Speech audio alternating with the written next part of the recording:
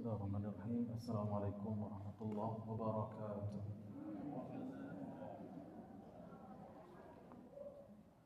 Alhamdulillahirabbil alamin wassalatu wassalamu ala rasulil karim sayyidina maulana Muhammadin wa ala alihi wa ashabihi wa man ihtada bihadihi wa sanna bi sunnatihi ila yaumiddin. Subhanaka la ilma lana illa ma 'allamtana innaka antal alimul hakim. Allahumma 'allimna ma yanfa'una وانفعنا بما علمتنا وزدنا علما يا رب العالمين. اللهم أخرجنا من ظلمات الجهل والوهم إلى نور المعرفة والعلم وألحقنا بعبادك الصالحين. اللهم علمنا، اللهم فقهنا في الدين وعلمنا التأويل وافتح لنا فتوح العارفين برحمتك يا أرحم الراحمين. أما بعد, Bapak dan Ibu, saudara-saudari, hadirin wal hadirat, kaum muslimin dan muslimat, jamaah pengajian tafsir dan tadabbur ayat-ayat Al-Quran. Marilah kita bersyukur kepada Allah. Saya bersalawat pada Rasulullah Muhammad sallallahu alaihi wa alihi wasallam. Kita mulai pengajian kita dengan membaca basmalah. Bismillahirrahmanirrahim. Kita lanjutkan pembahasan mengenai suratul Qalam atau surat Al-Qalam, ayat 33. Ya. Ayat berapa lagi, Bu? 28 ya? Oh ya, sama. 28, 29, 30, 30. Bismillah.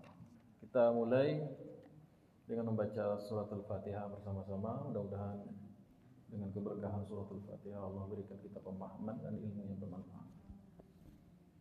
A'udzu billahi minasyaitonir rajim.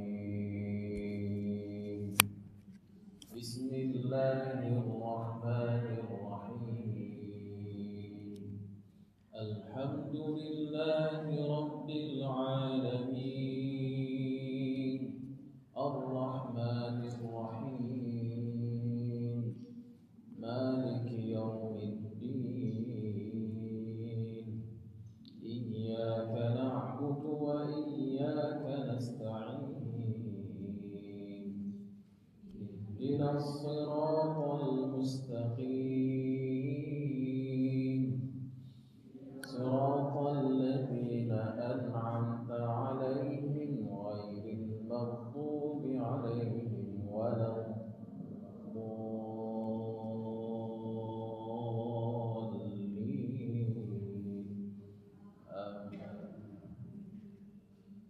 قال أوسطهم ألم أقل لكم لولا تسبحون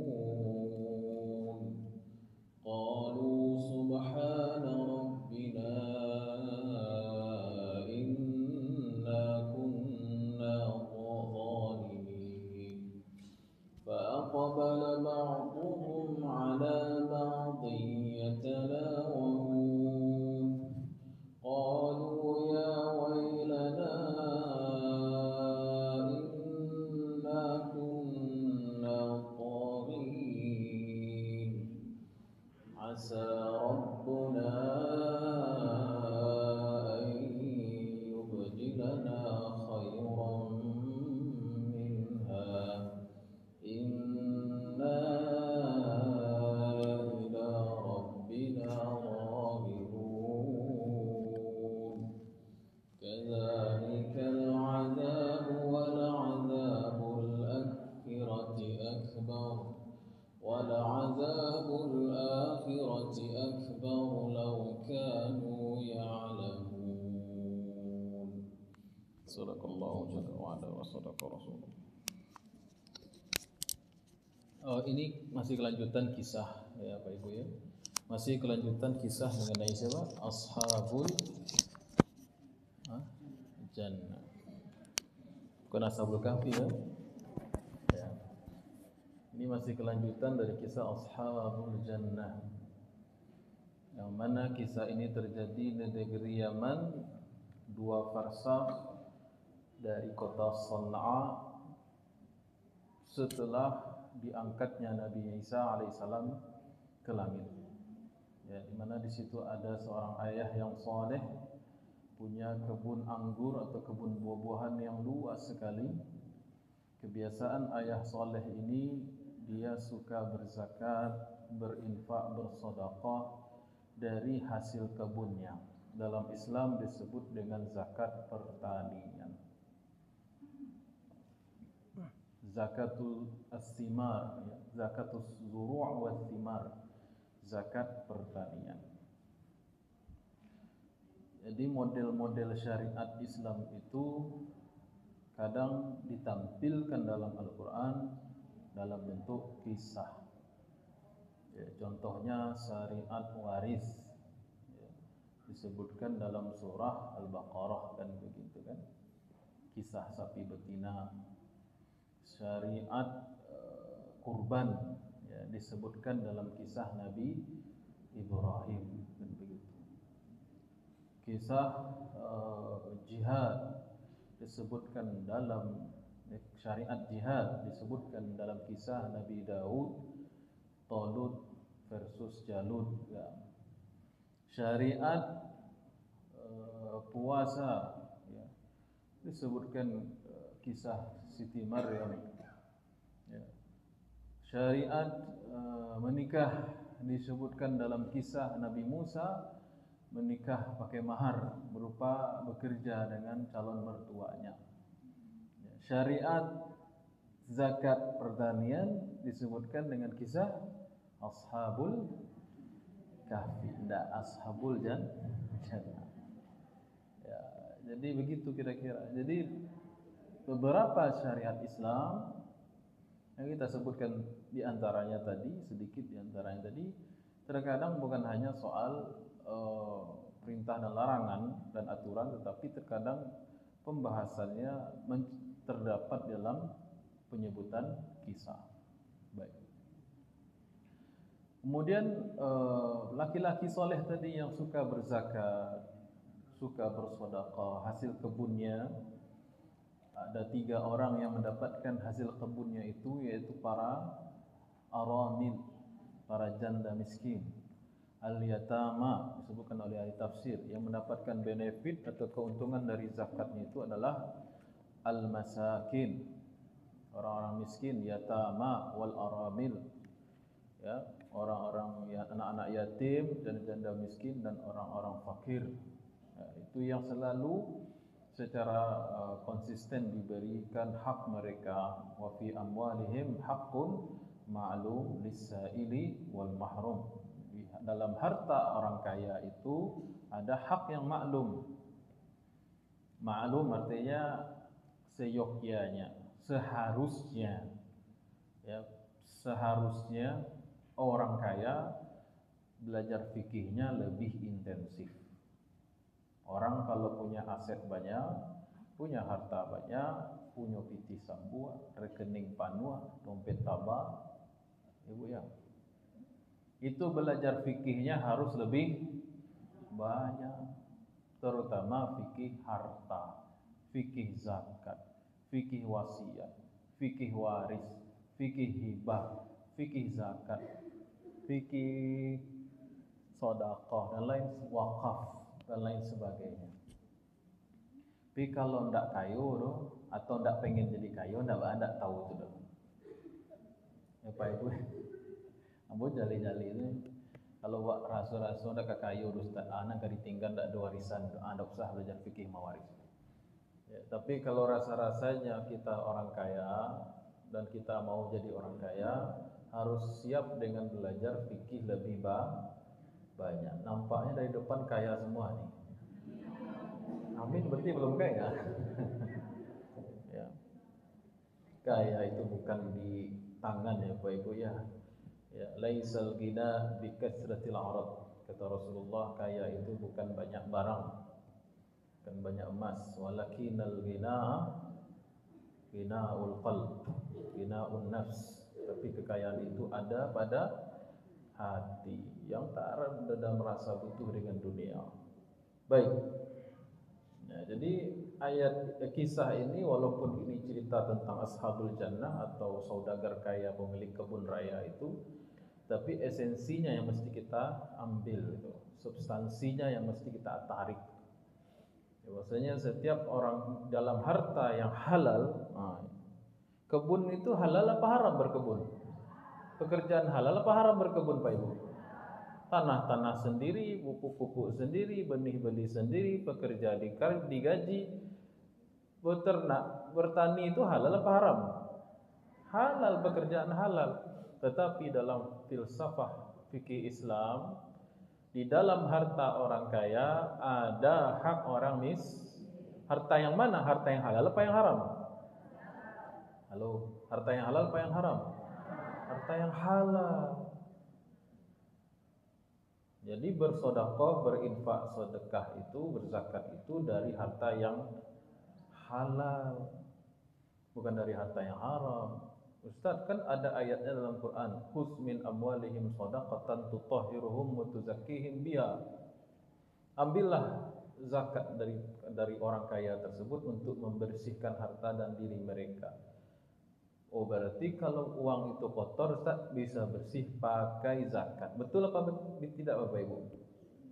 Ini ada uang korupsi 10 miliar, kita bersihkan dengan cara keluarkan 2,5%. Boleh enggak Bapak Ibu? Itu dosanya 2 kali, ya. Menghina Allah satu itu, ya. Jadi tidak ada ceritanya harta bersih dengan cara mengeluarkan 2,5%. Jangan 2,5%, 99% dia keluarkan sedekah, tidak akan bersih harta itu, ya. Karena paradigmanya, hukumnya adalah taqarrub ilallah, mendekatkan diri kepada Allah itu dengan sesuatu yang halal. Ibu sholat tapi mukena hasil korupsi, ya. Maka tidak ada ibadah yang diterima oleh Allah kecuali ibadah itu dengan bekal, dengan alat, dengan wasilah yang halal dan bersih. Rasulullah SAW bersabda, Innallaha tayyibun la yaqbalu illa tayyiba. Allah itu zat yang maha baik, tidak menerima kecuali yang baik. Dalam riwayat yang lain, Innallaha nazifun la yaqbalu illa nazifan. Allah zat yang maha bersih, tidak menerima kecuali yang bersih. Jadi kewajiban kalau harta haram itu Pak Ustaz, dibuang, dikeluarkan, dirilis, dikembalikan kepada sahibnya, ya, bukan dipegang capek-capek wanjaan dari kekayaan kita. Jadi dalam harta orang kaya yang halal itu, nah gitu penekanannya sebenarnya. Nah, contohnya di sini kasusnya adalah pemilik perkebunan, ya. Dalam harta mereka dia yang halal ini, walaupun namanya tidak disebut, ya dalam tafsir pun tak ketemu saya nama bapak itu siapa. Tapi dalam harta yang halalnya orang kaya itu ada hak orang miskin, ya, dikeluarkan yang disebut dengan zakat. Itu yang wajib, yang sunnah sedekah, ya. Baik. Namun bapak yang soleh ini rahimahullah taala meninggal dunia. Dia punya 3 orang anak. Ambo review seketik nambah anak Pak Ibu yang berulang gitu, ya. Boleh jadi ada yang pertama kali datang tak nyambung cerita, dia malih datang pengajian tak nyambung cerita, kan gitu kan. Dia berulang seketik gitu kan. Bapak yang soleh itu punya anak berapa orang? 3 orang laki-laki. Kalau ada bapak-bapak atau ibu-ibu punya harta, ya, punya harta lalu dia meninggal dunia, punya anak 3 laki-laki, ya, dia tidak punya orang tua, dia tidak punya pasangan lagi, suami atau istri, atau dalam kasus ini bapak ini enggak punya istri, dia cuma punya anak 3 laki-laki. Kemana ahli warisnya? Siapa ahli warisnya? Siapa Pak Ibu? Jangan ragu, anak laki-laki itu langsung bagi 3, ya. Misalnya dia punya kekayaan 9 miliar, ya. Kok 9 miliar Ustaz? Biar enak potongannya, baginya. Kalau 10 miliar kan agak payah, koma-koma gitu. Dia punya 9M, punya anak 3, berarti masing-masing anak 3 miliar. Ini lasu hanya bagi 3M itu ya. Hah?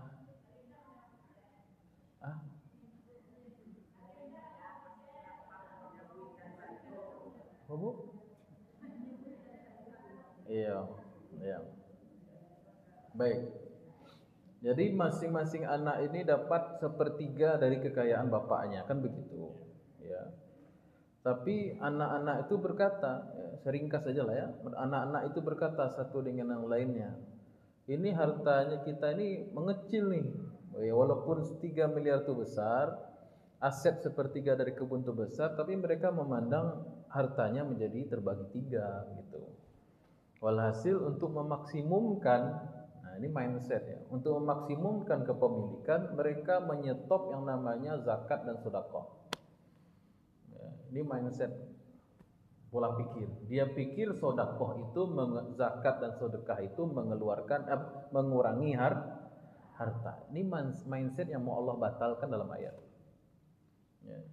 Rasulullah juga menyampaikan kan, sallallahu alaihi wasallam, ma naqasa malun min sedekah. Tidak berkurang harta karena zakat, sedekah, wakaf dan lain sebagainya. Justru zakat itulah yang memberkahi harta. Saya punya analogi Bapak Ibu. Anggap harta itu seperti badan. Ya, harta yang sudah sampai sinisab dan haul itu seperti badan yang sehat. Di dalam badan yang sehat ada sel-sel yang sehat. Nah, kalau tidak dikeluarkan zakat, sel-sel itu menjadi kanker. Ya. Kalau tidak dikeluarkan kanker itu apa yang terjadi? Badan yang sehat akan terjangkiti semuanya. Nah, makanya orang muslim yang kaya raya, dia harus tahu kapan dia harus menunaikan zakat, harta mana saja. Ya. Dia seorang muslim yang kaya, banyak tugasnya sebenarnya Bapak Ibu.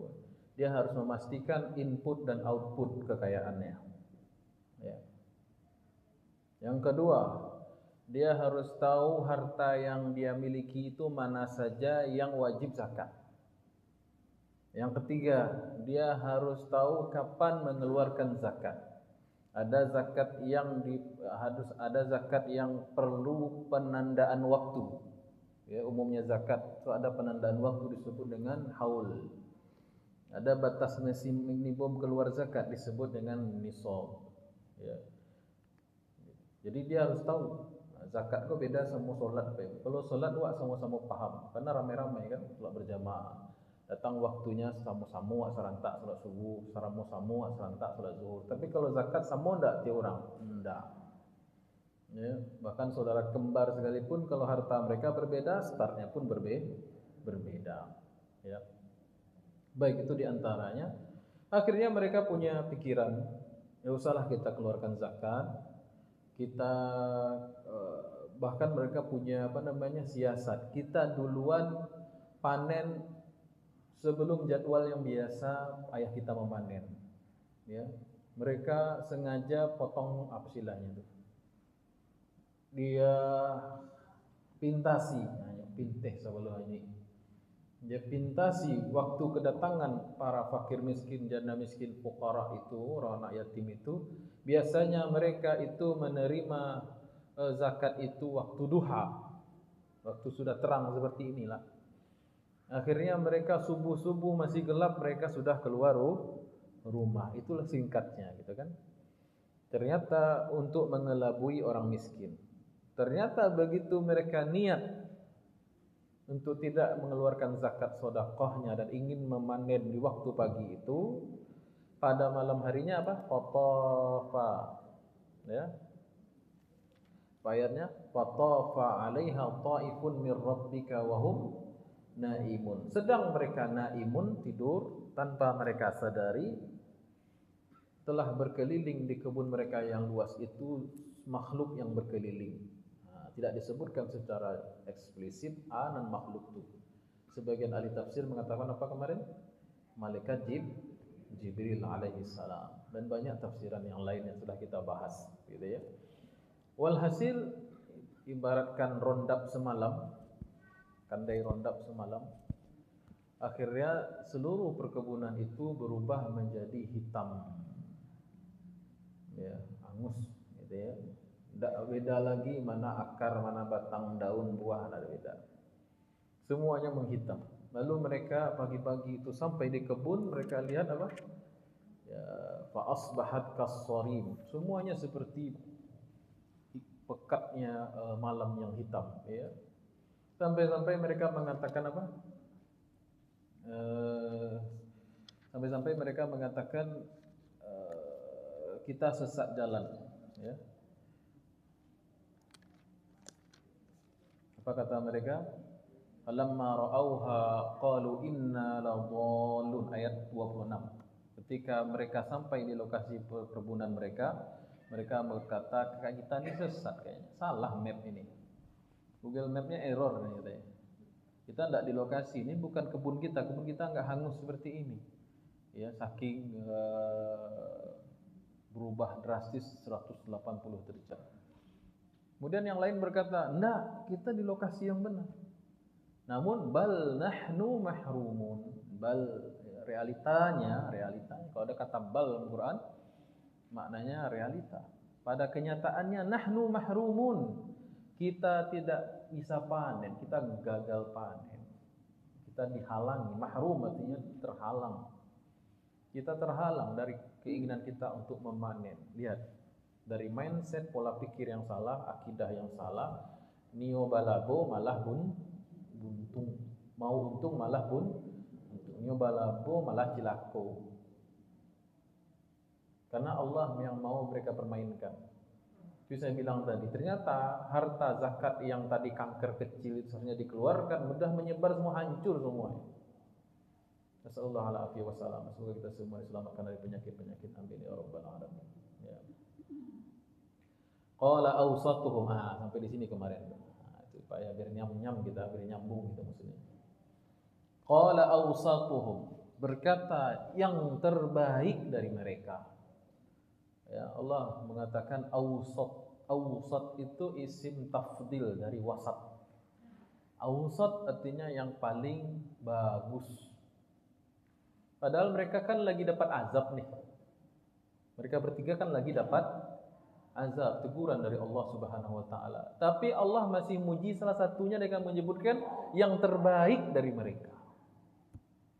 Qala awsatuhum. Itu perlu diingat-ingat. Awsat maknanya bukan paling tengah tapi paling baik.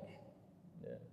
Idza sa'altumullaha al-jannata, jika kamu meminta, kata Nabi, jika kamu meminta kepada Allah surga, fas'aluhul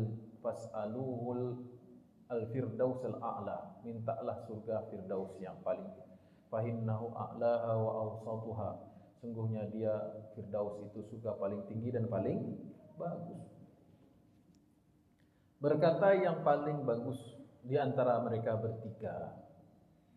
Nah, berarti ini menjadi dalil orang berdosa pun masih bisa bagus kalau dia cepat-cepat bertaubat dan amar ma'ruf nahi mungkar. Apa kata Allah? Qala awsatuhum alam aqul lakum laula tusabbihun. Bukankah aku mengatakan kepada kalian seandainya kalian mengucapkan subhanallah? Tafsirnya ada yang mengatakan, bukankah aku telah mengatakan kepada kalian, ucapkanlah insya Allah, mau panen, mau ngambil gaji, mau ngambil sesuatu, katakanlah insya. Jadi ada yang bis gajian nggak Pak Ibu? Tanggal 1 ini. Hah? Halo? Jadi kalau kita mau kira-kira mau ada keuntungan atau sesuatu yang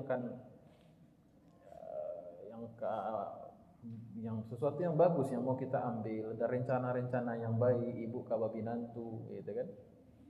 Bapak kawaminantu, bapak akan menikahkan putrinya misalnya, atau bapak akan menikah lagi misalnya. Ya, ucapkanlah insya Allah, jangan sok mantap, pasti ya, itu bahasa MLM itu. Pasti sukses, pasti gitu kan. Kalau seorang muslim selalu menyandarkan urusannya kepada Khalik, pada Allah Subhanahu wa taala, mengatakan insya Allah itu kata-kata yang sangat dicintai Allah. Tetapi dengan syarat insya Allah hanya diucapkan dari hati yang ta'alluq, yang punya ikatan dengan Allah. Kalau insya Allah ini kan insya Allah. Insya Allah kaidah. Ya. Baik, jadi itu tafsir ya. Wa hadza yadullu ala anna hadzal awsat kana ammarahum bil istina'i falam yuti'uh. Jadi tadinya satu dari tiga bersaudara ini mengatakan, besok kita panen pagi-pagi. Ya, ucapkanlah insyaallah, enggak doa. pokoknya pasti besok kita bisa panen, itu maksudnya. Jadi si paling pede ini ya, yang dua itu pede sekali dia. Udah tidak bayar zakat, mau nipu orang fakir miskin. Bayangkan Bu, lah menunggu jando-jando miskin tuh, lah menunggu orang fakir miskin, nak tahan sebentar paru ya nak lita, besok pagi wak mambik jatah zakat awak. Anaknya lah rancilo nangis kan, yo mak, yo bu, gitu kan. Kira besoknya kecewa mereka. Jadi orang yang menahan zakat, ya dia Allah sebutkan dalam surah Al-Maun enggak ada agamanya. Apa kata Allah? Ara'aital ladzi yukazzibu bid-din, fadzalikal ladzi yad'ul wa la yahuddu 'ala ta'amil. Menolak memberi makan itu bukan hanya menolak tidak mau memberi makan langsung, tetapi dengan tidak mengeluarkan zakat itu sudah kena di ayat tersebut. Ya tahanlah zakat. Karena di ayat itu tidak beragamu di mata Allah Subhanahu wa taala, mendustakan agama. Nauzubillah min dzalik. Makanya makanan orang miskin itu ada pada zakat orang kaya. Ya, makanan orang miskin itu ada pada zakat orang kaya. Sering saya sampaikan kalam Syekh Muhammad Mutawalli Sya'rawi. Beliau mengatakan apabila kamu mendapati suatu wilayah orang miskin kelaparan, banyak orang fakir, itu tandanya orang kaya tak mengeluarkan zakat. Baik. Sampai mana tadi? Oh, qala awsatuhum. Ya. Ada yang mengatakan qala awsatuhum alam aqul lakum laula tusabbihun, maknanya halla tastaghfirunahu min fi'likum wa tubuna ilaihi min khubsi niyyatikum. Jadi yang ketiga, tafsiran ketiga adalah alam aqul lakum laula tusabbihun, itu bertasbih itu maknanya ialah bertaubat. Laula tusabbihun laula tastaghfirun, itu maksudnya. Ya, makanya Nabi Yunus ketika dimakan ikan besar itu beliau bertasbih. Tasbih itu ada makna taubat. Ya.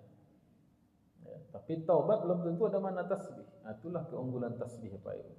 Apa kata Nabi Yunus? La ilaha illa anta subhanaka inni kuntu minaz zalimin. Dalam makna tasbih itu ada makna taubat. Kau yang maha suci ya Allah, hamba penuh dengan dosa. Ya. Baik. Qalu alhamdulillah. Jadi siapa yang terbaik di antara orang-orang?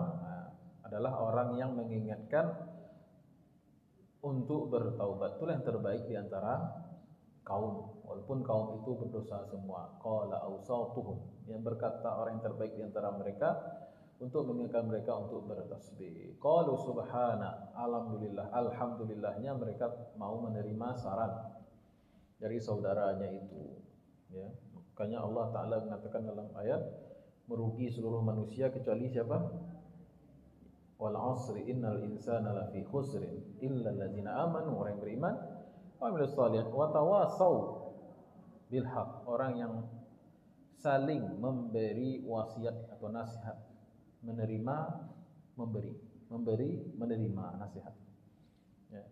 Siapa yang memberi di sini? Awsatuhum, yang menerima dua lagi. Qalu, mereka semua berkata, subhana rabbina, maha suci Tuhan kami. Inna kunna zalimin, i'tiraf. Ya. Jadi di sini ada rukun taubat yang terpenuhi dari mereka. Yang pertama adalah tasbih, ya, dan i'tiraf. Apa itu i'tiraf? Pengakuan. Jadi mereka tidak stres Bapak dan Ibu, tidak pusing mereka. Ya, dengan kerugian mungkin kalau dikonversi sekarang mungkin miliaran, ratusan juta, miliaran. Ya. Tetapi mereka tetap di dalam track yang benar. Selama suatu musibah itu dikembalikan kepada Allah, ya, maka mereka sebenarnya sudah sembuh sebelum kembali aset-aset mereka tersebut. Jadi sering saya katakan kepada orang yang sakit, sesungguhnya sakit atau musibah manapun, ya, orang yang sakit itu kalau dia tidak menjadikan sakitnya tafakkur, i'tiraf, mengakui dosanya dan memperbanyak dia bertobat, itu artinya sakitnya tambah parah. Kalau ada orang sakit, menyebabkan sakitnya dia tafakkur dan istighfar, berbanyak ibadah, itulah dia sudah sembuh sebenarnya. Saya ulang lagi, ya, kalau ada orang sakit, sakitnya tidak mengingatkan dia kembali kepada Allah, berarti dia sakitnya tambah tambah. Tapi kalau ada orang sakit, sakitnya itu menyebabkan dia dekat dengan Allah, berarti dia sudah sembuh sebenarnya. Ya, tinggal sakit fisik saja lagi. Nah, itu juga bagian dari penguguran dosa. Ya. Qalu subhana rabbina inna kunna zalimin. Ya, mereka inna kunna zalimin itu artinya kan kami benar-benar orang yang zalim. Zalim itu apa artinya? Bukan aniaya. Zalim lawan dari adil. Adil itu artinya menempatkan sesuatu pada tempat, wada'u syai' li mawdhi'ihi, menempatkan sesuatu pada tempatnya. Kalau zalim tidak menempatkan sesuatu pada tempatnya. Ya, mereka menempatkan zakat bukan pada tempatnya. Seharusnya zakat dilaksanakan, tidak mereka kerjakan. Itulah orang yang zalim. Ya. Jadi subhana rabbina inna kunna zalimin. Nah, ini perlu digarisbawahi. Nyampang beko nauzubillah, ya, nauzubillah min zalik, kita dapat musibah apa Ibu. Maka inilah bacaan yang harus keluar dari mulut kita pertama kali. Setelah sebelumnya inna lillahi wa inna ilaihi raji'un, atau tambahkan dengan hadis doa Allahumma ajirni fi musibati wa akhlif li khairan minha. Tambah juga di sini subhana rabbina inna kunna zalimin. Nah, ini diantara doa-doa. Tentu Allah memasukkan lafaz doa ini bukan sia-sia belaka. Ini bukan sekedar cerita. Ini bukan tentang ashabul jannah. Ashabul jannah itu adalah umat yang telah berlalu. Ini bukan soal cerita 3 orang yang lagi rugi besar. Ini soal kita. Jadi Allah memasukkan lafaz atau kalam. Tidak sembarang kalam itu yang Allah record, Allah abadikan dalam Quran. Kalau ada satu ucapan manusia yang Allah abadikan dalam Al-Quran, maknanya itu ucapan yang Allah cintai. Dan pakai itu pada diri awak, pakai itu pada diri kita sendiri. Ya, siapa di antara kita yang tidak kena musibah? Pastilah di antara kita pernah ada kena musibah, dan kita tidak tahu di depan kayak gimana. Makanya kita menjadi ausat indallah, menjadi orang yang terbaik di sisi Allah. Hafalkanlah kalimat ini. Subhana rabbina inna kunna zalimin. Bahkan walaupun tidak terkena musibah apapun, dianjurkan kita memperbanyak apa? Tasbih. Ya. Apalagi sebelum subuh, perbanyaklah ucapan la ilaha illa anta subhanaka inni kuntu. Banyak apa? Itu ucapan yang sangat dicintai oleh Allah Subhanahu wa taala. Orang yang kena azab saja Allah angkat azabnya, apalagi orang yang tidak diazab. Maka derajatnya semakin tinggi dan mulia. Ya. Jadi di antara kalam atau ucapan yang Allah abadikan dalam Al-Quran, itu ucapan-ucapan yang sangat dicintai Allah. Ini bukan sekedar cerita. Ya. Jadi awal pertama kali yang keluar dari mulut kita ketika dapat musibah adalah subhana rabbina inna kunna zalimin. Ini tidaklah seseorang itu mendapatkan musibah melainkan karena dosanya. Tidaklah seorang itu mendapatkan musibah kecuali karena dosanya. Wa ya'fu an katsir, dan Allah sudah memaafkan sebagian besar dosa kita. Wala nuziqannahum minal azabil adna dunal azabil akbar la'allahum yarji'un. Tapi kadang-kadang Allah kaluan seketik akibat dosa kita tersebut melalui musibah-musibah. Dalam Sayyidul Istighfar apa bunyinya tu? Wa abu laka bi ni'matika la yabu laka bi dhambi wa na'udzubika min syarri ma sana'tu. Dan aku berlindung kepada Engkau ya Allah dari keburukan amal-amalku. Nah, ayat ini juga menjadi dalil bahwasanya dosa itu menyebabkan musibah, ya, azab pada seorang mukmin, seorang muslim. Cuman bedanya seorang muslim menjadikan itu sebagai pintu untuk bertaubat. Ya, qalu subhanaka. Jadi musibah itu hasan. Sekali lagi saya ulang, musibah di dunia ini sebenarnya nilainya hasan. Apa itu hasan? Bagus. Tapi hasannya bukan li zatihi. Dalam ilmu hadis ada hasan li zatihi, ada hasan li ghairihi. Apa itu hasan li zatihi? Hasan dari sisi zatnya. Emang bentuknya itu baik gitu kan. Nah, itu namanya hasan li zatihi. Seperti kita makan buah-buahan. Buah-buahannya manis, harum. Gitu kan? Itu namanya hasan li zatihi. Ya. Tapi ada makanan buah-buahan tertentu yang pahit luar biasa. Aja contohnya. Mana pahit, Ibu? Pariul pahit. Pokoknya ada obat yang sangat pahit. Dia hasan atau tidak? Tidak hasan li zati, tapi hasan li ghairi, manfaatnya yang baik. Musibah itu hasan atau tidak? Hasan, tapi hasan li ghairihi. Ya, nah siapa yang suka sama musibah? Nggak ada orang yang suka sama bencana. Tetapi dia bisa menjadi hasan kalau disikapi dengan benar. Jadi ibadah apa Ibu? Itu buruk kalau menyebabkan seseorang sombong dan angkuh dengan ibadahnya. Ya. Tapi kalau maksiat, dosa itu baik, tapi hasan li ghairihi kalau disikapi dengan taubat. Makanya sebagian ulama mengatakan ketawaduan dan kerendah dirian seorang pendosa akibat dosanya lebih Allah cintai daripada kesombongan ahli ibadah sebab ibadahnya. Ya. Baik. Qalu subhana rabbina inna kunna zalimin. Baik. Dan banyak ucapan-ucapan lain, zikir-zikir yang lain bisa dibaca ketika kita dapat musibah. Seperti tadi apa? Inna lillahi wa inna ilaihi raji'un. Itu tidak orang akan meninggal, siapa Ibu? Itu dibaca bukan hanya karena ada yang meninggal dunia saja, tetapi berlaku untuk seluruh musibah. Apa kata Allah?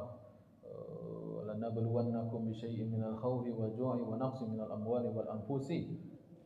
Wal anfus itu cuma satu, kehilangan nyawa itu cuma satu lah. Sebaiknya kan situ apa? Walanabluwannakum bisyai'in minal khawf, rasa takut, wal ju', kekurangan, kelaparan, ya. Wa naqsin minal amwal, kekurangan harta, wal anfus, baru kehilangan nyawa, wasamara, kekurangan buah-buahan. Itu yastahik, boleh kita membaca inna lillahi. Baka orang meninggal saya baca inna lillahi itu. Itu salah satu kekurang pasan, ya, tidak pas sebenarnya. Apapun musibah harusnya kita baca inna lillahi. Itu namanya istirja. Nama Ibu? Istirja. Ya. Kemudian kata Allah wa basyiris sabirin. Ya, berikanlah kabar gembira bagi mereka yang sabar. Sabar dalam batinnya dengan tidak suudzon pada Allah, dan sabar dalam lahirnya, tidak berucap, tidak berbuat yang keluar dari syariat. Itu definisi sabar. Itu definisi sabar. Sabar ada dua, sabar batinnya tidak suudzon kepada Allah atas apa yang berlaku pada diri, dan sabar zahirnya itu tidak berucap, bertindak keluar dari garisan syariat. Kalau bisa seperti itu namanya sabar. Wa basyir, dan berikanlah kabar gembira bagi orang yang sabar, yaitu orang sabar ini harus dikasih dulu, dia harus diagih oleh Allah baru dapat derajat sabar. Ya, maka Allah mengatakan walanabluwannakum allazina idza, yaitu mereka yang jika. Jadi makom sabar itu tidak bisa ya dengan sholat, dengan zakat, puasa saja pada makom sabar itu kadang diberikan dengan cobaan hidup. Ya, allazina apa tuh Pak? Allazina idza asabathum musibatun qalu inna lillahi wa inna ilaihi raji'un.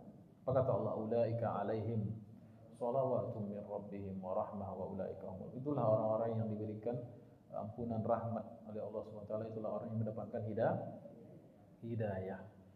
Kalau pakai logika matematik mereka yang lama, pasti ini gila. Benar nggak? Nyo kan harta kau tidak boleh berkurang. Nyo kalau bisa bertambah, kau tidak berkali. Benar nggak Bu? Berkurang sama bagi tidak boleh benar. Gitu kan? dari 9 miliar aset tadi jadi 3 miliar masing-masing. Untuk memaksimalkan tidak mereka keluarkan zakat. Itu kan pola pikir yang pertama. Nah sekarang kejadian habis semua yang nol malah. Tidak rugi seketik, rugi total malah. Kalau masih pakai mindset yang tadi, mindset apa? Kali bagi tambah kurang tadi itu, pasti mereka gila ya. Pasti mereka sudah gila. Ternyata ada di atas matematika manusia itu ada matematika Allah. Nah, inilah gunanya belajar iman dan Al-Qur'an. Qalu subhana rabbina inna kunna zalimin. Mereka tetap sakinah, mereka tetap tenang. Tinggal tobat saja lagi. Fa aqbala ba'dhum ala ba'di yatalawamun. Mereka tadinya ya wa aqbala ba'dhum ala ba'din yatalawamun, saling salah menyalahkan. Tadinya nyalahkan tulah dikecin, tadi kan saling menyalahkan. Ya.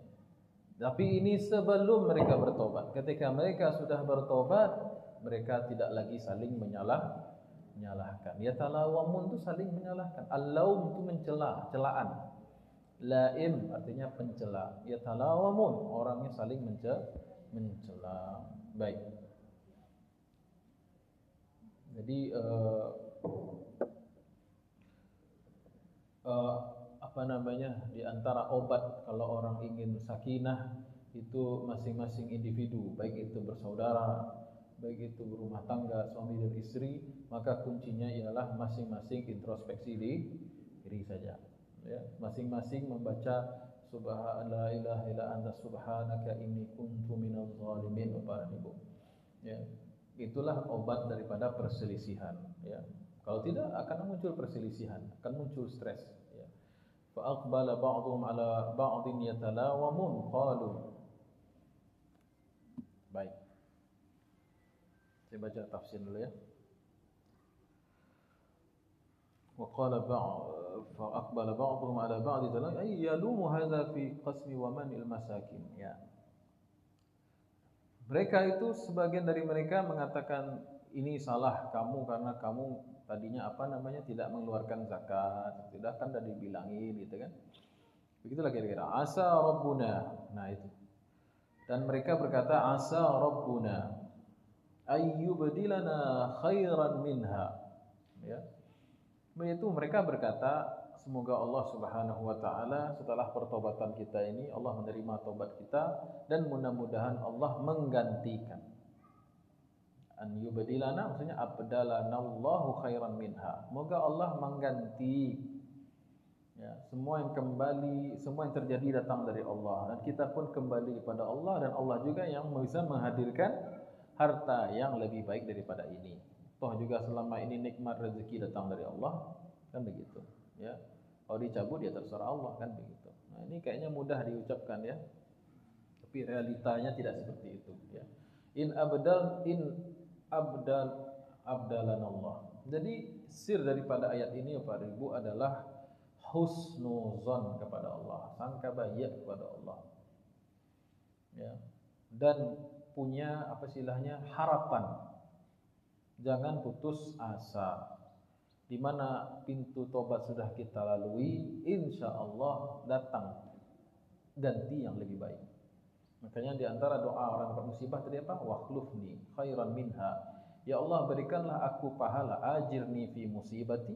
Berikanlah aku pahala atas musibah ini dan gantilah dengan yang lebih baik. Itu sangka baik kita kepada Allah.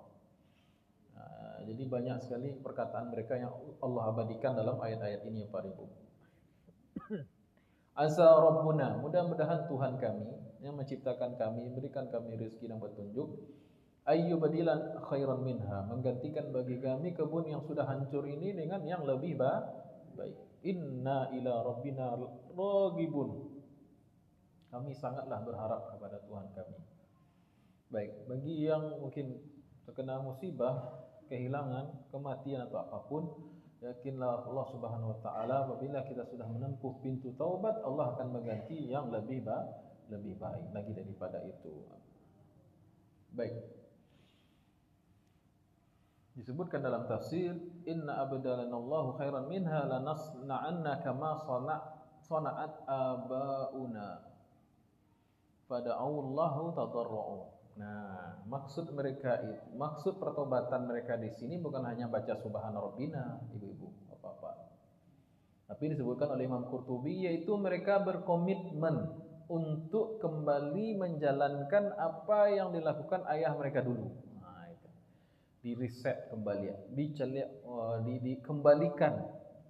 Kembali. Jadi taubat itu artinya kembali. Tabayatu itu artinya kembali. Kembali ke jalan yang benar. Ya, dan itu tidak bisa kalau berhubungan dengan piti-piti, dengan kekayaan, dengan hak ablu minan nas. Tidak bisa taubat itu hanya solat 2 rakaat. Tetapi harus menjalankan syariat. Harus kembali menjalankan syariat. Ya. Ustaz, saya taubat dari mencuri. Terus uang curiannya ada, kembalikan. Ya, jadi taubat kalau berhubungan dengan ablu minan nas itu tidak cukup dengan solat 2 rakaat. Kecuali seseorang itu begitu dia solat 2 rakaat dia mati dia. Tidak bisa dia mengganti uang atau mengembalikan atau memperbaiki nama baik orang yang dia zalimi. Tidak, baru dia bisa dimaafkan. Tapi kalau kesempatan itu ada, dia harus berniat dan melakukan perbaikan tersebut. Ya. Tidak bayar hutang, taubatnya adalah dengan membayar hutang. Ya. Sepakat Pak Ibu? Nah, sepakat. Kok jawabnya seketik jawabnya Pak Ibu? Baik. Kalau yang menjawab berarti punya hutang. Gitu. Serba salah. Baik. Jadi itu kata Imam Qurtubi. Waqalu, mereka berkata, kita akan, nah, setelah mereka bertasbih, bertobat tadi, mereka mengatakan lanasna'anna. Itu kan ada nun taukid sakilah itu. Kita benar-benar akan melaksanakan karaju orang Gaiwa dulu. Kalau dulu ayah kita berzakat, bersedekah, kita juga buat yang sama. Nah, di sini kan ada 2 perpindahan tuh. Tadinya mindset mereka itu mindset kapitalis, gitu kan? Sekarang pindah ke mindset Islam. Ya. Justru yang membuat kayu tuh, yang membuat awak sejahtera itu tidak menahan zakat loh. Justru karena zakat itu nanti kaluan. Nah, itulah mindsetnya. Jadi nampak di sini taubat itu bukan hanya sekedar ritual, tapi memperbaiki cara berpikir. Taubat itu bukan hanya sekedar ritual solat 2 rakaat, nangis-nangis. Walaupun orang itu solat 2 rakaat, setiap rakaatnya baca 30 juz Quran, di malam Qadar, di depan Hajar Aswad, di depan Multazam, nangis darah dia, tidak diterima taubat. Kalau berhubungan dengan hablum minan nas tak ditunaikan dan tidak kembali kepada syariat. Nah, kurang tegas apa tuh Pak Ibu? Karena sebagian orang menyangka taubat itu cukup dengan solat 2 rakaat yang hak orang tidak ada lagi ando. Kamu taubat Ustaz, alhamdulillah. Warisan lah dibagi Ibu, alun Ustaz. Ya, taubat itu memang harus kembali kepada syariat kecil Allah dalam masalah warisan. Ya dibagi. Jatah saudara itu bagian. Ya, akan lucu jadinya ada orang yang menganggap taubat itu hanya sekedar 2 rakaat sementara dia masih menyimpan hak harta yang bukan haknya. Ini taubatnya pasti tidak diterima oleh Allah Subhanahu wa taala. Ya, itu dijelaskan oleh banyak ulama. Imam An-Nawawi dalam kitab Riyadhus Shalihin bab yang kedua, bab taubah. 4 syarat taubat, ya. Syarat yang keempat itu adalah mengembalikan hak atau meminta maaf apabila itu berkaitan dengan nama baik atau mengembalikan hak yang bukan haknya tersebut, ya. Baik. Nah, makanya tapi pangkal dari semua ini tentu adalah ilmu para ibu. Kalau orang itu bisa bertobat kalau nya tidak tahunya salah kita. Bisa tidak tuh Pak Ibu? Ya, tidak bisa. Kunci dari semuanya adalah ilmu. Tidak mungkin orang itu bertobat kalau dia tidak tahu bahwa perbuatannya itu salah. Dan kalau dia tidak belajar ilmu, tidak mengetahui ilmunya, bagaimana dia bisa kembali ke jalan yang Allah ridhoi? Jalan yang Allah ridhoi itu disebut dengan syariat. Syariat artinya jalan. Ya. Ya. Jalan tol. Ya. Contohnya begini Pak Ibu. Ini jalan tol. Ini orang, ini kita nih. Ini umur kita di dunia. Ini wafat kita di sini nih. Kalau orang itu dia jalannya ini syariat, ini syariat. Ya, ini syariat, siratul mustaqim nih. Ya. Kalau orang itu istiqomah dia, mati dia, maka dia langsung masuk surga. Dia masuk surga. Ya. Tapi kadang-kala dalam kehidupan ini kadang ada orang yang mencelong, kamu apa gitu. Ya, kadang luri lagi sebentar, belok ke sekolah. Ketika orang berbelok inilah dia dikatakan sesat, salah dia, berdosa dia. Nah, ketika dia tahu dia salah, dia aware kan? Dia tahu dia salah tuh. Mikir dia salah, maka dia kembali ke jalan yang benar. Nah, kembali itu disebut dengan taubat. Ya. Kembali itu tentu harus satu, dia tahu dia salah. Kalau tidak tahu dia salah, gimana mungkin dia bisa kembali? Ya, berarti dia harus tahu, harus ada ilmu, kesadaran, mindset yang diubah. Masalah harta tadi contohnya. Tidak zakat dia mengalurkan fitir, justru itulah yang menyuburkan harta. Nah, itu mindsetnya harus diubah. Kemudian kembali kepada hukum syariat. Kembali kepada hukum atau syariah. Kemudian islah. Apa itu islah? Perbaikan. Bukan upgrade, Pak. Perbaikan. Perbaikan nama baik misalnya, yang ternoda itu nama baik. Ya, harus minta maaf, disambung, putus silaturahim, sambung silaturahim. Ya, kalau nama baiknya dicederai, minta maaf kan begitu. Utang bayar, minimal lapor, jangan lari, gitu ya. Minta maaf, islah, minta maaf. Nah itu. Nah, kalau seorang itu tidak punya ilmu agama, bahkan dia kadang sesatnya udah terlalu jauh, Bapak Ibu. Orang kasih kuah. Tapi dia tidak sadar itu sesat. Ini masalahnya. Tidak sadar dia sesat, bagaimana dia tahu jalan pulang? Ya. Jauh sekali, kadang tidak sini, jauh sekali sesat itu. Kemana Bapak Ibu? Belok-belok putar-putar di situ saja. Inilah yang perlu dakwah nih. Nah, ini perlu di-guide, digandeng untuk kembali kepada syariah. Ya, perlu gandeng syariah. Nah, itulah jalan. Nah, memang di sini kaki kita ini Pak Ibu harus dikuatkan dengan azam, dengan tekad. Tak mudah goyah dengan hawa nafsu dan godaan syaitan. Ini banyak godaan di sepanjang jalan ini, godaan banyak. Sampai wafat pun tak habis godaan itu. Ya, tapi minimal kalau kita punya ilmu sehingga kita tahu kapan kita salah. Kita tahu bagaimana islah memperbaiki kesalahan itu. Kita tahu jalan pulang. Nah, itu. Banyak orang umur sudah 60-70 tahun tapi tidak tahu jalan pulang. Itu paling yang parah. Jalan pulang itu tidak tahu kembali kepada Allah, tidak tahu cara bertaubat. Nah, ini ilmu yang wajib nih Pak Ibu. Nah, orang-orang ini ashabul jannah ini dia tahu jalan pulang. Begitu dia ditegur oleh Allah, mereka langsung merubah mindset. Bahwasanya zakat ini bukan mengurangi. Allah kalau mau, Allah habiskan itu harta. Justru zakat itulah yang menyuburkan harta. Boleh jadi bapak kita kaya karena kebiasaan beliau inilah. Itu seharusnya berpikirnya seperti itu lagi ya. Lalu mereka berkomitmen, berazam, lanasna'anna ya.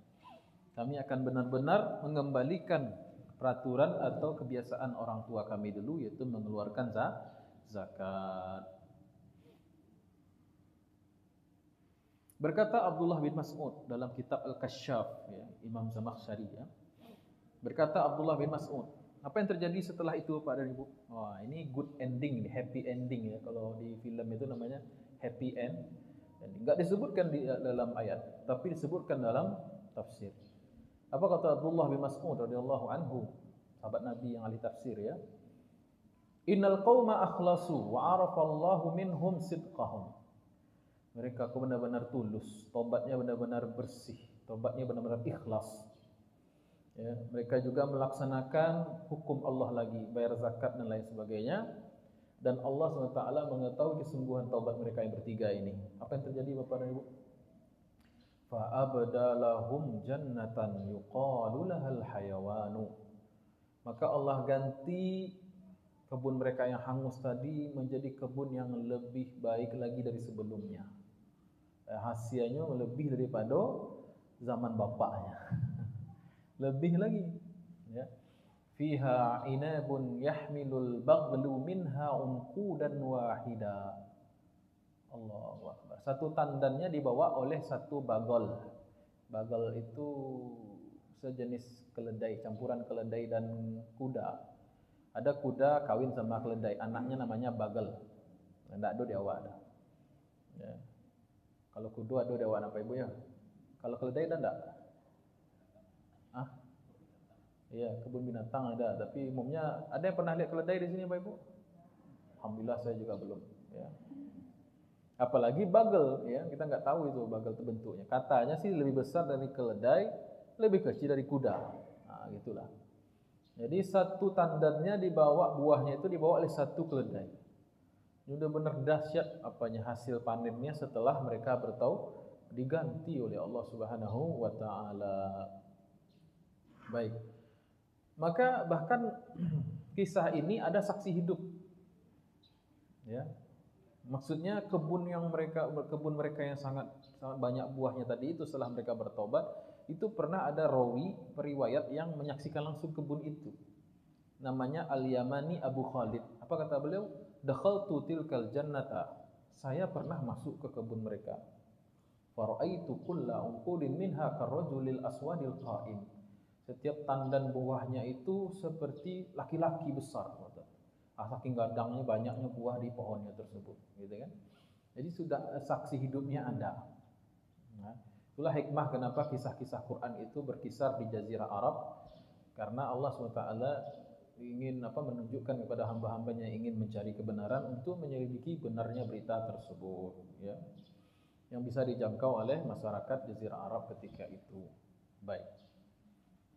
Jadi di situ ada taubat, di situ ada syariah, di situ ada mindset yang benar, di situ ada harapan dan husnuzon kepada Allah Subhanahu wa taala. Kalimat asa itu kan mudah-mudahan. Asa Rabbuna, ya.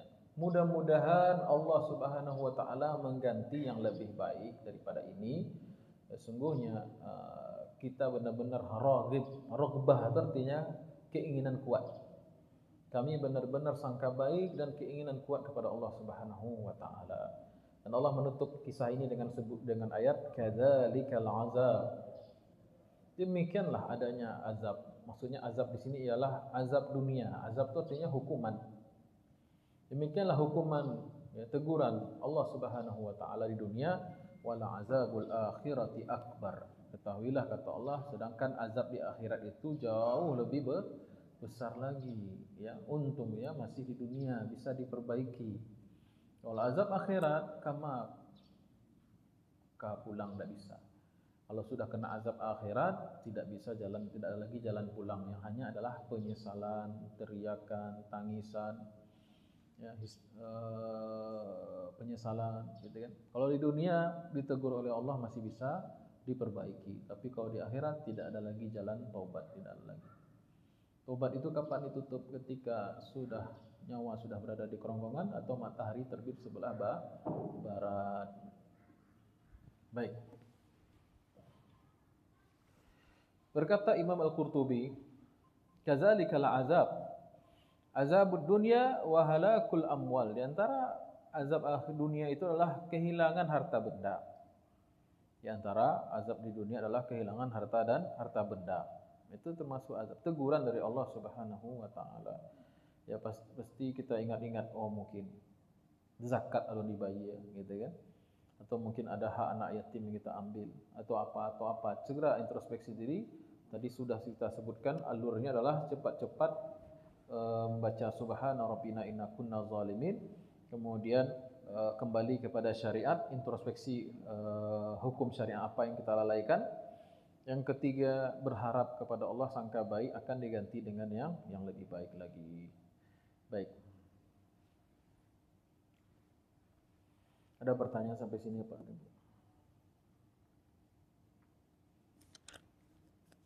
Kita lanjutkan pembahasan. Capek sih waktunya. Innalil muttaqina 'inda rabbihim jannatin na'im.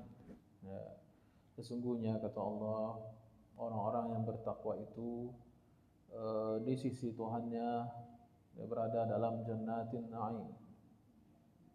Ya, di sisi Tuhannya ada jannatin na'im.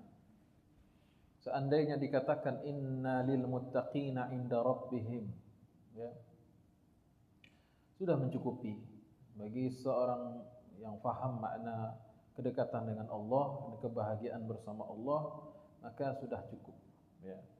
Kalau kita berada di sisi Allah, di sisi Nabi Muhammad SAW, apabila kita berada di sisi Allah dan Rasulnya, berarti kita di posisi yang terbaik. Apalagi Allah janjikan jannatin na'im. Apa maksudnya jannatin na'im itu? Surga-surga yang penuh kenikmatan. Ya Allah, Imam Qurtubi mengatakan jannatin laisa fiha illa tana'umil khalis. Allah SWT menjanjikan dalam ayat ini tidak ada yang diperoleh orang-orang yang bertakwa di dunia, di akhiratnya memperoleh nikmat yang benar-benar nikmat saja, tidak ada yang lain. Nikmat yang benar-benar murni. La yashubuhu ma yunaghisuhu kama yashubu jannatid dunya. Tidak seperti jannah di surga tidak sama dengan jannah di dunia, atau kebun yang ada, atau taman yang ada di dunia, ya. Tidak jarang ada orang main di taman, walaupun taman itu indah Bapak Ibu, ya. Anak-anak main di taman, pulang main dari taman, apa yang terjadi? Digigit serangga, gitu kan. Apalagi teijak paku, gitu kan. Ada kacau, kan begitu.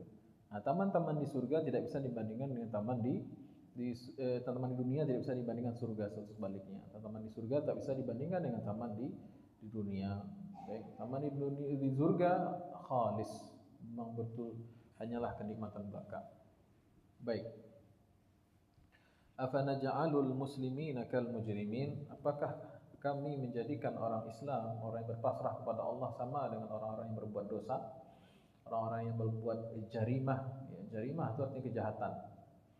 Ayat ini punya asbabun nuzul, Pak Ibu. Ya. Agak panjang satu paragraf ini, ya. Asbabun nuzul ayat ini ialah wa kana sanadidu Quraisyin yarawna ufura hazzihim minad dunya wa qillata huzuzil muslimin minha.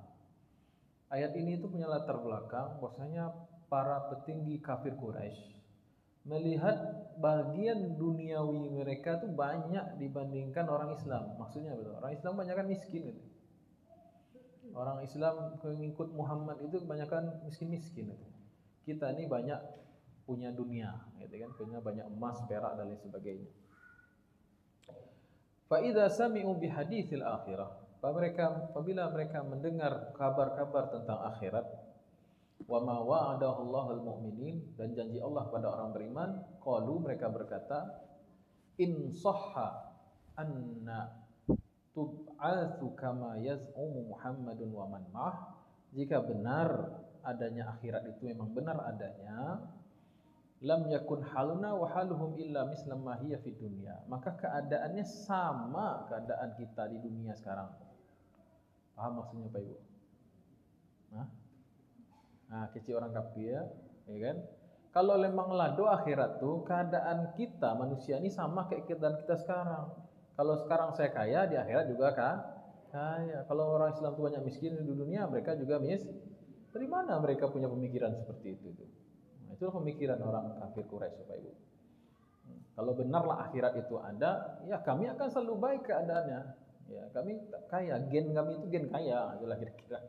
Ya. Kalau gennya udah miskin, ya miskin aja gitu maksudnya. Ya.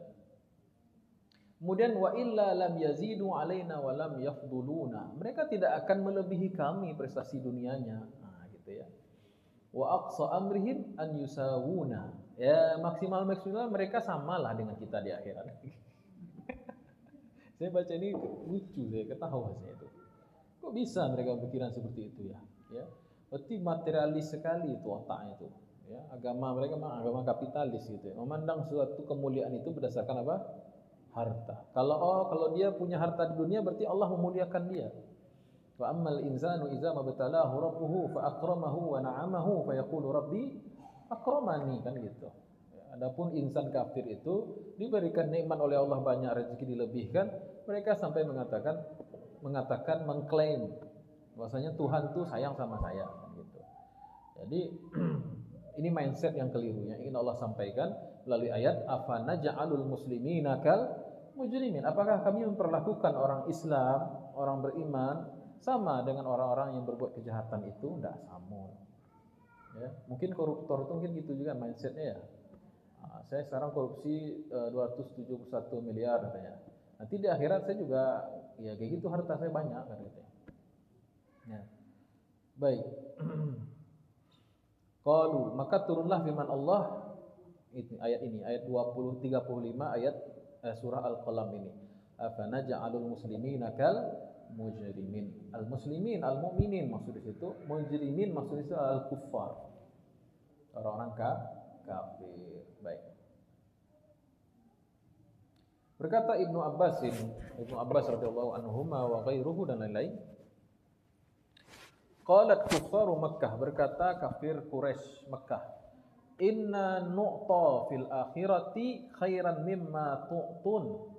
Nanti di akhirat, kalau yodo ada akhirat itu kecuali orang kafir Quraisy, kami pasti juga dapat bagian yang banyak, lebih banyak daripada kalian katanya pada orang Islam ya. Fanazalat, maka turunlah ayat ini. Nah, kira-kira riwayatnya mirip lah ya. Afanaj'alul muslimina kal mujrimin. Baik. Kemudian Allah langsung membantah pemikiran ini. Malakum kaifa tahkumun? Apa dasar kalian memutuskan seperti itu? Ya, apa dalilnya? Ya, apa hujjahnya? Apa argumennya kamu bisa berpikir seperti itu? Malakum, apa yang dalil kalian? Kaifa tahkumun? Bagaimana cara takyifnya itu gimana gitu? Pola pikirnya itu gimana gitu? Dasarnya apa gitu ya?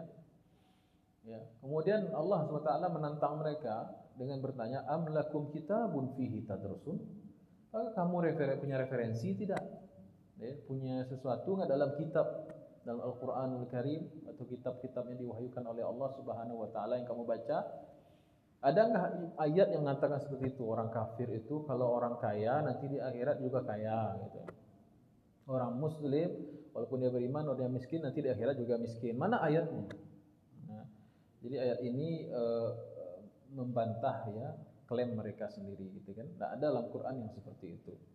Innalakum fihi lama takhayyarun maknanya takhtarun wa tashtahun. Ya. Kemudian amlakum aimanun alaina balighatun ila yaumil qiyamah innalakum lama tahkumun. Atau kamu atau kalian punya aiman. Apa itu aiman? Aiman jamak dari yamin. Yamin itu sumpah maksudnya, ya. Uhudun mawasiqun kata Imam Qurtubi, ya. Apakah kalian punya kesepakatan dengan Allah? Punya kesepakatan janji balighatun ila yaumil qiyamah yang berlaku sampai hari kiamat, ya. Nah, itu. Yang pertama apa kata Allah tadi? Punya dasar enggak dari Quran? Yang kedua, punya enggak perjanjian dengan Allah? Allah mengatakan bakal seperti itu. Nah, yang ketiga, apalagi ayatnya, Bu? Salhum ayyuhum bidzalika za'im. Tanyakanlah pada mereka wahai Muhammad, ya, al-mutaqawwilin, ya, orang yang ngomong asal itu mutaqawwilin itu taqawwul itu artinya ngomong sembarangan gitu. Tanyakanlah wahai Muhammad kepada pemuka-pemuka kafir Quraisy yang ngomong seperti itu gitu. Zaim maksudnya pemuka, maksudnya lagi adalah penjamin atau orang yang bisa memutuskan sesuatu, yang bertanggung jawab dalam istidlal, ya, dalam merumuskan kok sampai keluar pernyataan seperti itu. Ya, ditanya ekspertisnya gitu maksudnya ya. Kalau gampang saya cari referensi satu, ya. Yang kedua, ada perjanjian enggak sama Allah? Yang ketiga, ada enggak ekspertis yang bisa membuahkan maklumat seperti itu dengan benar kaedahnya kan gitu ya. Ya, makanya Imam Saleh bin Kaisan mengatakan az-za'im pada ayat maknanya adalah al-qa'imu bil hujjah wad da'wa, orang yang bertanggung jawab untuk mendatangkan dalil. Ya, siapa? Minta kepada mereka wahai Muhammad, orang yang expert dalam ini. Am lahum syuraka'u falyatu bi syurakaihim in kanu shadiqin. Atau mereka punya aliansi syuraka, kumpulan orang-orang yang bisa mendatangkan membela mereka di hari kiamat, yauma yukshafu an saqin, hari di mana keras kerasnya hari pada hari itu hari kiamat, ya, yang bisa mendatangkan kelompok-kelompok atau orang-orang aliansi yang bisa membela mereka di hadapan Allah nanti. Nah, itu kira-kira. Jadi intinya ayat 34 sampai ayat 41 ini, ya, atau 42, itu setiap perkara yang berkaitan dengan hari akhir atau perkara ghaibiyat itu harus berdasarkan dalil yang qat'i. Tidak bisa orang sembarang klaim kalau lah berhubungan dengan akidah. Bahkan dalam akidah Ahlussunnah wal Jamaah, suatu keyakinan harus dibangun dengan hadis mutawatirah, Al-Quran dan hadis mutawatir. Tidak boleh pakai hadis ahad, apalagi hadis dhaif dalam membangun akidah. Nah, itu intinya. Nah, kalau bukan karena itu, nah mungkinlah Allah mempertanyakan dan menantang orang-orang kafir yang ngomong sembarangan tentang akhirat. Ya, misalnya nasib akhirat itu bergantung kepada keadaan dunia seseorang. Baik. Ada pertanyaan sampai sini Pak Ibu? Karena pembahasan berikutnya ini pembahasannya perlu kesempatan khusus lagi gitu ya. Yauma yukshafu an saqin dan seterusnya. Ini pembahasannya cukup berat dan cukup panjang, tidak bisa kita sambung sekarang. Saya kira cukup dulu sampai sekian. Ada pertanyaan silakan. Silakan.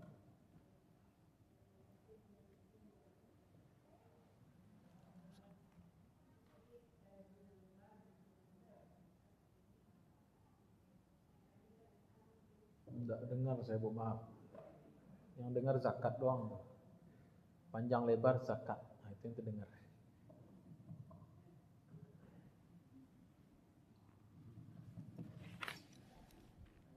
Ya,